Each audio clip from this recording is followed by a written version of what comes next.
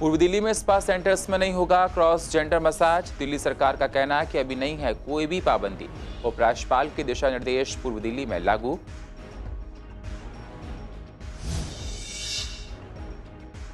Current लगने से व्यक्ति की मौत।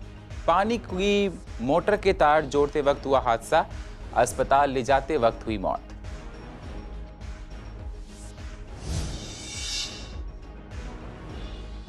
ब्लड सैंपल की जांच के लिए मरीजों की लंबी लाइन। ब्लड सैंपल जांच के लिए जीटीबी में सिर्फ 3 घंटे का समय। मरीजों का कहना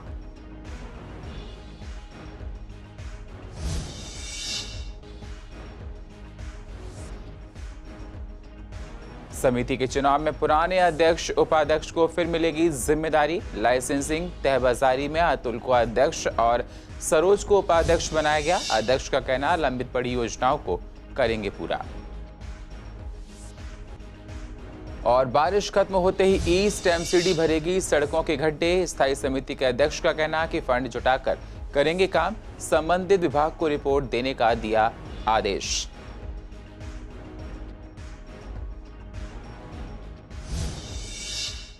नमस्कार, स्वागत है आप सभी का सीसीएन में। मैं हूं आपके साथ सुनील चौहान और आप देख रहे हैं पूर्व दिल्ली खास।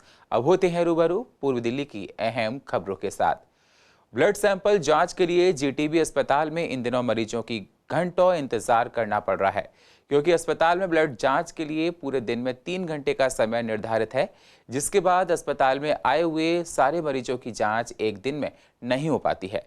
मरीजों का कहना है कि इस वक्त वायरल फीवर फैला हुआ है, जिसके कारण से अस्पताल में भीड़ है। मरीजों ने बताया कि सारी जांचें भी एक दिन में नहीं हो पा रही हैं। अस्पताल प्रशासन को ब्लड सैंपल की जांच के समय को और बढ़ाना चाहिए, ताकि हम सभी को समय पर उपचार मिल सके। सुबह 8 से 11:30 फ्राइडे तक रहती है। सैटरडे फिर वो भी 11 बजे तक ही रहती है। नहीं, इतना कम ही रहता है, क्योंकि जो एक पर्चा बनता है ना डेट वाला, उसके हिसाब से, क्योंकि वहाँ पर काफ़ी लंबी लाइन होती है। और जो जब तक बेचारे यहाँ इतनी लंबी लाइन करने के बाद यहाँ पर आते हैं तो इतना टाइम निकल जाता है यहाँ से यहाँ पर, ताकि जो बेचारे एक दिन सफ़र करके पूरा आते हैं वहाँ से, तो कम से कम सेम डे ही सारी चीज़ें हो जाए। नेक्स्ट डे उनकी जो आने की परेशानी होती है, लाइन लगाने की परेशानी होती है, वो तो बच जाएगी कम से कम। मैम, जहाँ पे डेट डलती है वहाँ पे बहुत लंबी लाइन होती है। उसके बाद जहाँ पे कोरोना होता है वहाँ पे भी लंबी लाइन होती है, फिर डॉक्टर को दिखाने के लिए। उसके बाद अगर डॉक्टर सैंपल लिख देता है यहाँ का ब्लड के लिए, तो फिर 11:30 का जो टाइम है मैम वो कम पड़ जाता है। तो इसलिए टाइम को कम से कम 1 बजे तक तो होना चाहिए। नहीं, ये टाइम मतलब कम पड़ जाता है, हो नहीं पाता, फिर नेक्स्ट डे आना पड़ता है। और अगर हम मतलब ऑफिस जा रहे हैं तो मैम 1 दिन की छुट्टी तो कर लेते हैं, लेकिन 2 दिन की छुट्टी नहीं हो पाती, इसलिए बहुत दिक्कत होती है इससे। हाँ, जैसे हम यूपी से आए और बहुत आगे से आते हैं, तो उनको काफ़ी दिक्कतों का सामना करना पड़ता है। दिलशाद कॉलोनी में करंट लगने से एक व्यक्ति की मौत हो गई। परिजनों का कहना है कि पानी की मोटर का तार लगाते समय ये हादसा हुआ। हादसे के वक्त सारे लोग घर पर मौजूद थे। मृतक के बेटे का कहना है कि पापा ही मोटर के तार को जोड़कर रोज पानी भरते थे। सुबह भी उठे और पानी भरने के लिए जैसे ही तार को लगाया तो उनको करंट लग गया। काफी देर तक वो नहीं आए तो मैंने जाकर देखा कि वो जमीन पर गिरे हुए थे। आनन फानन में उनको जीटीबी अस्पताल पहुंचाया गया, जहां डॉक्टर्स ने मृत घोषित कर दिया। उनके साथ ये हुआ कि वो मोटर सुबह लगा रहे थे पानी वाली, तो बस वही प्लग लगा ऑन था स्विच। उसके बाद वो ये नहीं पता पाइप लगा रहे थे, करंट उनको जब ही लगाया। पानी डेली भरते थे वो, पर नंगे पैर थे ना वो। तार वार नहीं खुला हुआ था कुछ भी, मोटर में कुछ फाल्ट वाल्ट हुआ होगा कुछ भी, पता नहीं इसका। हाँ, चप्पल वगैरह सब पहन के नहीं मोटर लगाते ना, सीलन है बाहर गीला रहता है, इसलिए तो ऐसे ही रख दिया उन्होंने, लगाया। हम भी सो रहे थे। उनके परिवार में लक्की हैं, एक बेटी है रोली नाम है, इनकी मम्मी है। अब लापरवाही क्या बताएं, अब उसमें तो केवल यही है कि उन्हें पता नहीं था मोटर ब्लास्ट थी या कैसे हुआ, करंट लग गया, उन्हें नंगे पांव थे। नहीं, तार नहीं खुला हुआ था, वो प्लग शायद लगा रहे थे, वो प्लग में उनके हाथ में छू गया होगा, वो करंट मार दिया। एक तरफ तो दिल्ली सरकार ने हाई कोर्ट में यह हलफनामा दिया है कि राजधानी के स्पा सेंटर्स में क्रॉस जेंडर मसाज पर कोई भी पाबंदी नहीं है। दूसरी तरफ पूर्व दिल्ली नगर निगम में क्रॉस जेंडर मसाज पर पूरी तरह रोक लगा दी गई। पूर्व दिल्ली नगर निगम ने निगम क्षेत्र में कुछ दिशा निर्देश के तहत स्पा सेंटर्स खोलने के प्रस्ताव को मंजूरी दे दी है। पूर्व दिल्ली के महापौर श्याम सुंदर अग्रवाल ने कहा, ये नियम सभी स्पा सेंटर्स पर लागू किए जाएंगे। इसके तहत अब स्पा सेंटर्स में केंद्रों और में क्रॉस जेंडर मालिश की अनुमति नहीं होगी और बंद दरवाजों के पीछे स्पा सुविधाएं प्रदान नहीं की जाएंगी।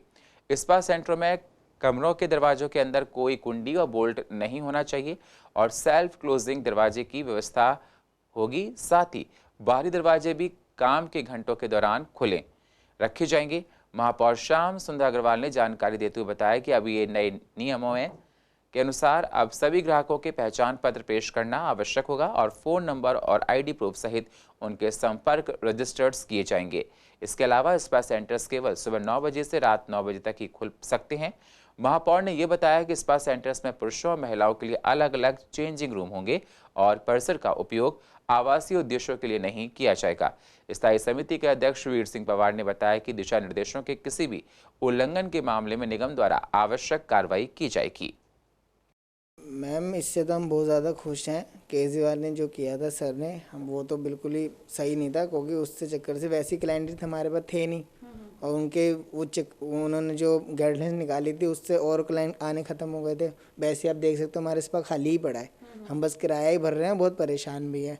अब कोर्ट ने जो फैसला लिया उससे हम खुश हैं। अब देखते हैं क्या होता है, अभी तो शुरुआत है। हाँ मैम, क्योंकि डर रहे थे कोरोना की वजह से भी, वैसे भी अब तो वैक्सीनेशन सबने का करा लिया, हमने भी करा लिया, सबने करा लिया। अब तो सब आ रहे हैं, धीरे धीरे चालू हो रहे हैं, लेकिन काम बिल्कुल भी नहीं है मार्केट में। मैम यही है, अपना रूम सैनिटाइज करना, कस्टमर को सैनिटाइज करना, हर चीज़ हमने प्रिकॉशन कर रखा है, कोई दिक्कत नहीं है। जिस तरह से क्लाइंट कहते हैं उस तरह से मसाज करवाते हैं। मेल का मेल करते हैं और फीमेल के फीमेल करते हैं। इस तरह से जैसे क्लाइंट कहते हैं इस तरह से करनी, हम उस तरह से करवाते हैं उनको। लेकिन अब जो गाइडलाइन दिया है उन्होंने, उसकी वजह से हम खुश हैं। नहीं मैम, तब पे भी नहीं आते थे और अभी पे भी आप देख रहे हो हमारे इस पर खाली पड़ा है। निगम में लाइसेंसिंग तहबाजारी समितियों के चुनाव संपन्न हो गए हैं। इस बार फिर से अतुल को अध्यक्ष और सरोज को उपाध्यक्ष बनाया गया है।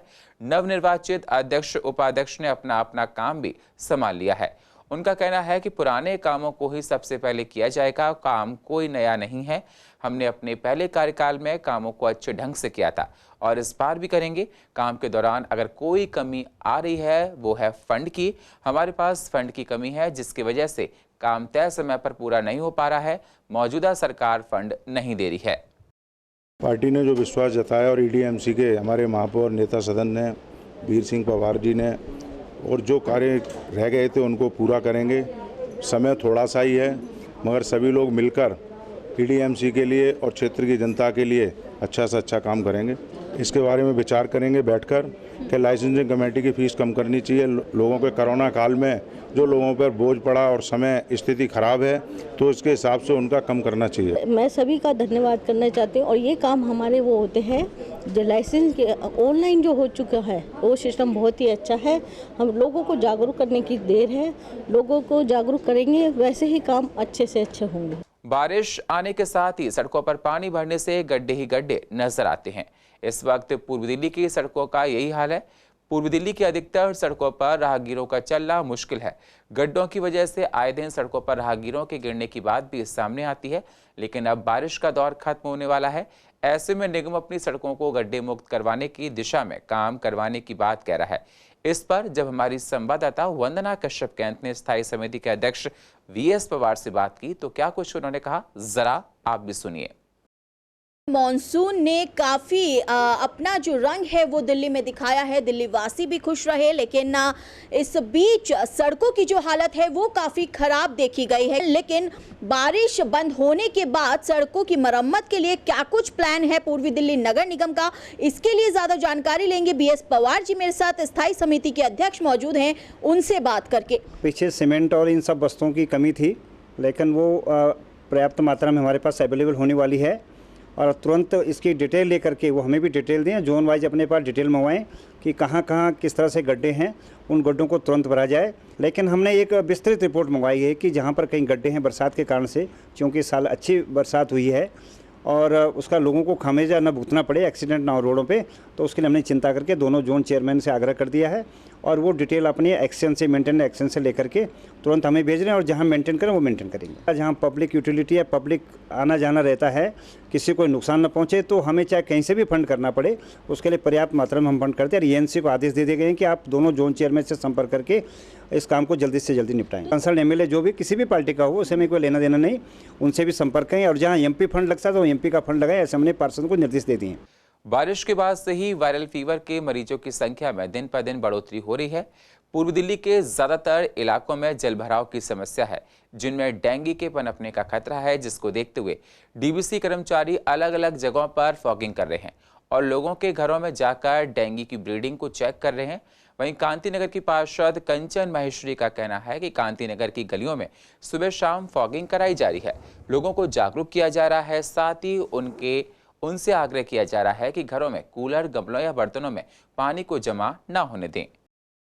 अभी डीबीसी कर्मचारी है वो एक एक घर में जा रहे हैं, चाहे वो दवाई का छिड़काव हो या वहाँ पे मच्छरों की चेकिंग हो, कि हम सभी को अवेयर करें कि छत पे जो भी टूटा फूटा सामान पड़ा हुआ है उसको वो ख़त्म करें, उसमें पानी इकट्ठा ना होने दें। मेरा दायित्व अपने वार्ड के प्रति सबसे पहले बनता है कि यहाँ पे कोई भी केस डेंगू, मलेरिया, चिकनगुनिया का अभी तक तो आया नहीं है, आगे भी किसी तरह का कोई केस ना आए, इसी बात को ध्यान में रखते हुए हर गली में फॉगिंग कराई जा रही है और ये फॉगिंग दिन में 2 बार होती है। हम सबसे पहले तो उनको अवेयर करते हैं कि वो इस तरह की ब्लीडिंग ना मिले, अगर मिलती है तो एक बार हम नोटिस देते हैं, अगर दोबारा से उसी घर में दोबारा से वहाँ पे ब्लीडिंग मिलती है तो हम उनका चालान भी किया जाता है। 1 अक्टूबर से सभी प्राइवेट ठेकों को बंद किया जाएगा, जिसके लिए तैयारियां भी शुरू की गई हैं। वहीं प्राइवेट ठेकों पर अब माल भी नहीं आ रहा है। शराब विक्रेता इस आदेश से परेशान हैं। उनका कहना है कि इस आदेश से उनकी बिक्री पर फर्क पड़ा है। दरअसल दिल्ली सरकार की नई आबकारी नीति के तहत 1 तारीख तक चल रहे प्राइवेट ठेकों को बंद करने का आदेश दिया गया है। 1 अक्टूबर आने से पहले ही दुकानें खाली होनी शुरू हो गई हैं। कच्चे कर्मचारियों को पक्का करने का मुद्दा थम नहीं रहा है, जिसके लिए निगम के कर्मचारी और यूनियन लगातार मांग कर रहे हैं।